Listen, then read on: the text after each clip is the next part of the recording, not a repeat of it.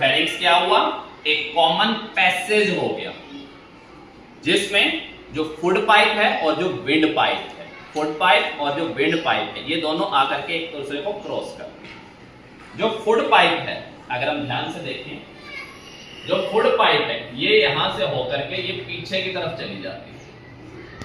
देख रहे हैं सभी को? देख रहे हैं सभी को?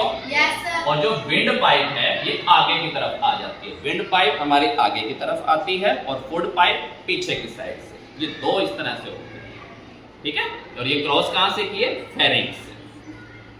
क्लियर? फेरिंक्स से जो अगला पोर्शन आता है वह आता है लैरिंक्स। लैरिंक्स, ये जो लैरिंक्स है ये हमारे जो गले में उपस्थित एक साउंड बॉक्स होता है।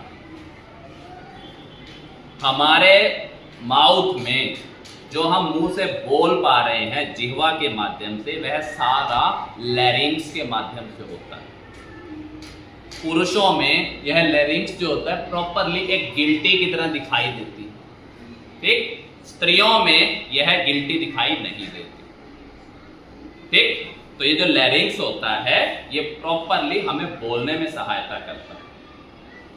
ये लैरिंक्स जो है ये आगे खुलता है हमारे ट्रैकिया में। किसमें खुलता है? ये लैरिंक्स पोर्शन है जो हमने बताया। ये लैरिंक्स पोर्शन ये इस तरह से आगे खुल के आता है ट्रैकिया पोर्शन। कहां खुलता है? कहां खुलता है? Trachea portion. ट्रैकिया पोर्शन जो होता है एक लंबी ट्यूब लाइक संरचना होती है। एक बात और है कि लैरिंक्स जो, जिसमें फेरिंक्स लैरिंक्स में ओपन होता है, तो ओपन होने से पहले इस लैरिंक्स पर यहां एक कवरिंग होती है जिसको हम बोलते हैं ग्लोटिस। लैरिंक्स पर क्या होता है? ग्लोटिस की कवरिंग होती है। क्या कवरिंग होती है? ग्लोटिस। और ये जो ग्लोटिस है इस पर एक फ्लैप लाइक स्ट्रक्चर होती है जिसको हम बोलते हैं एपिग्लोटिस। क्या बोलते हैं? एपिग्लोटिस। एपिग्लोटिस। माने आप ये माने ये लैरिंक्स है। लैरिंक्स से ऊपर की तरफ जैसे हम गए तो यहाँ पर सबसे पहला एक पोर्शन आता है जिसको हम बोलते हैं ग्लोटिस। ग्लोटिस। फेरिंक्स लैरिंक्स में ओपन होगा ग्लोटिस के माध्यम से। फेरिंक्स लैरिंक्स में जो ओपन हो रहा है वो ग्लोटिस के माध्यम से हो रहा है। और ग्लोटिस एक यहाँ पर ओपनिंग होती है। इस ओपनिंग को क्लोज करती है एपिग्लोटिस। कैसे करती है? आपने खाना खाया, मैंने बताया कि फेरिंक्स का पोर्शन एक कॉमन पोर्शन होता है। जो फेरिंक्स होता है वो एक कॉमन पोर्शन है फूड पाइप का और विंड पाइप का। बताया अभी? सभी को बताया? Yes, sir. जो फेरिंक्स है वो एक कॉमन पोर्शन। अब आपने रोटी निगली तो ये हो सकता है कि जो फेरिंक्स से ये सीधा यहाँ पर जो होता है विंड पाइप में आ जाए। तो ये विंड पाइप में या ये कहें कि लैरिंक्स में ये ना आ जाए, तो इस लैरिंक्स के बचाने के लिए, लैरिंक्स में खाना ना आए, इसके लिए लैरिंक्स के ऊपर एक पोर्शन होता है जिसको हम बोलते हैं ग्लोटिस। क्या बोलते हैं? ग्लोटिस। ग्लोटिस। ग्लोटिस को फिर कवर करती है एपिग्लोटिस फ्लैप। एपिग्लोटिस, ठीक है? तो जैसे ही आप खाना निगल रहे हैं ये एपिग्लोटिस ग्लोटिस के ऊपर पूरा कवर कर जाता है। इससे इस ग्लोटिस से लैरिंक्स और लैरिंक्स से ट्रैकिया में भोजन नहीं जा पाता और आप सिर्फ सांस ही अंदर ले पाते। तभी ये कहा जाता है कि खाते हुए बोलना नहीं चाहिए। जब आप खाना खा रहे होते हो और बोलना एक साथ करते हो तो खाना आपकी विंड पाइप में गलती से जा सकता है। और जब विंड पाइप में एक बार चला गया तो आपकी whatever XYZ कुछ भी हो सकता है ना? हम गलत चीज की तरफ नहीं जाएंगे कि मृत्यु हो जाएगी। क्या हो सकता है? XYZ कुछ भी हो सकता है। ठीक है जी? इससे आगे आते हैं। ट्रैकिया समझ में आ गया? ये जो ट्रैकिया है, अब मैं एक बात और बताऊं, ये वाला जो हमारा पोर्शन होता है ये, इसको हम बोलते हैं थोरैसिक चैम्बर। क्या बोलते हैं? Thoracic chamber. चैम्बर। समझ आ रहा? Yes sir. ये वाला जो पोर्शन है ये थोरैसिक चैम्बर। इसमें हमारे पास दो फेफड़े होते हैं, दो फेफड़े। ये इस तरह से आप यहाँ पर देखिए, ये ट्रैकिया है, ये यहाँ पर दो फेफड़े आपको दिए हुए हैं, ये दो फेफड़े, ये सब यहाँ पर जो होता है किसमें है, थोरैसिक चैम्बर में। अब हम पहुंचे हैं ट्रैकिया पर। ट्रैकिया जो होता है इस थोरैसिक चैम्बर के मिड तक होता है, ये यहाँ। आप इसका ये अंदाजा लगा सकते हैं कि इस तरह से ये यहाँ तक, समझ आया?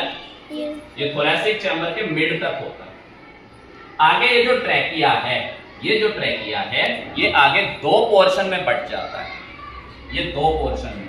इन दो पोर्शन को हम, एक पोर्शन इसका बाएं वाले फेफड़े में चला जाता है और एक पोर्शन इसका दाएं वाले फेफड़े में चला जाता है। इस पोर्शन को हम बोलते हैं ब्रोंकस।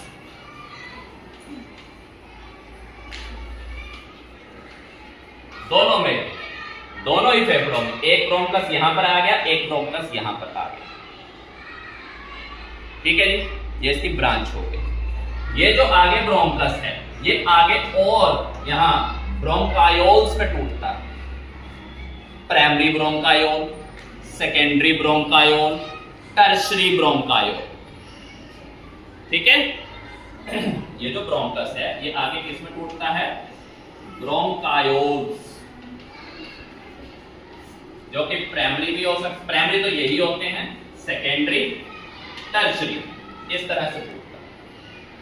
ये जो आगे ब्रोंकायोल्स हैं, ये यहाँ पर ये छोटे छोटे यहाँ पर जो होता है गुब्बारे जैसी संरचनाएं होती हैं। ये गुब्बारे जैसी संरचनाएं इनके टिप पर होती हैं। इनको हम बोलते हैं, ये लिखा हुआ है यहाँ पर, एल्वियोलाई। क्या बोलते हैं? एल्वियोलाई। एल्वियोलाई, ठीक है। ये जो एल्वियोलाई है, ये यहाँ पर गुब्बारे जैसी महीन संरचनाएं होती हैं। इसका आगे जो संबंध होता है वो ब्लड के साथ होता है। यानी आप कोई भी गैस यहाँ पर आएगी जो एल्वियोलाई में आई, वो इन एल्वियोलाई के माध्यम से आगे रक्त में जाएगी, या रक्त से कार्बन डाइऑक्साइड इन एल्वियोलाई में ही आएगी। इससे आगे और कोई संरचना नहीं, ठीक है।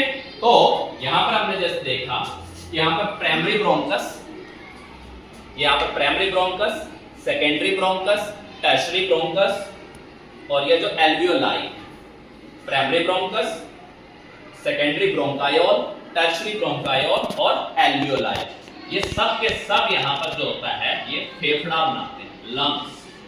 क्या बनाते हैं? क्या बनाते हैं? लंग्स। ये जो लंग्स होते हैं हमारे दो होते हैं, एक, दो, ठीक है। इन दोनों लंग्स के ऊपर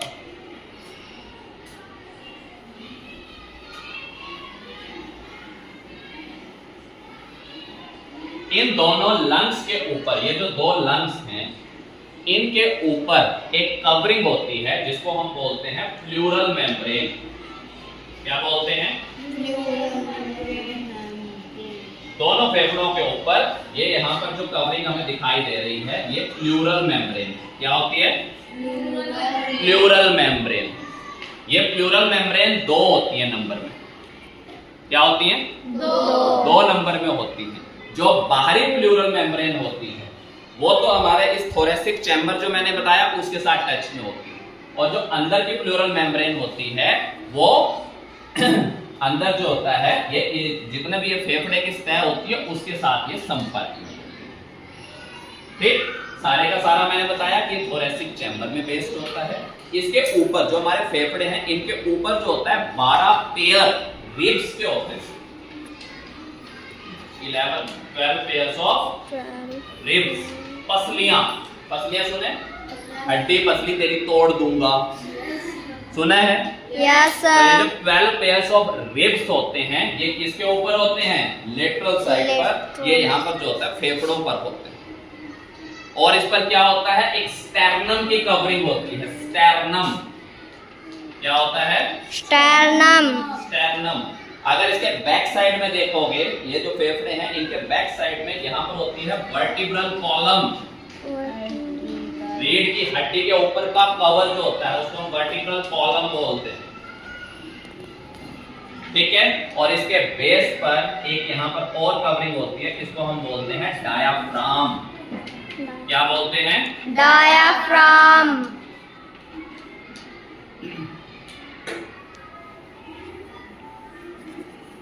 ये संरचना क्लियर हो रही है? ठीक है, आपके पास क्या आया? Pleural membrane, 12 pairs of ribs lateral side पर, स्टेरनम फ्रंट पर हो गया, वर्टिब्रल कॉलम बैक साइड पर हो गया और बेस पर इसके हो गया डायाफ्राम। डायाफ्राम आ गया, इसके ऊपर रिब्स की कवरिंग होती है, ठीक है, वर्टिब्रल कॉलम बैक साइड में, स्टेरनम फ्रंट, ये चार इसकी यहां पर कवरिंग्स होती है। क्लियर हो रहा है? तो ये सारे का सारा जो हमने बताया है, अब जो कंडक्टिंग पार्ट है इसमें क्या क्या आता है? एक तो यहाँ पर जो होता है नेजल चेंबर, जो हमने कैविटी बोली, एक, दूसरा नेजल चैम्बर, दो, तीसरा फेरिंग्स, चौथा लैरिंग्स, पांचवा ट्रैकिया, छठा bronchus, primary bronchus, secondary bronchiole, tertiary bronchiole. ये सब के सब जो होता है ये क्या बनाते हैं? Conducting part. क्या बनाते हैं? Conducting part. और जो रेस्पिरेटरी पार्ट है इसमें क्या क्या आएगा?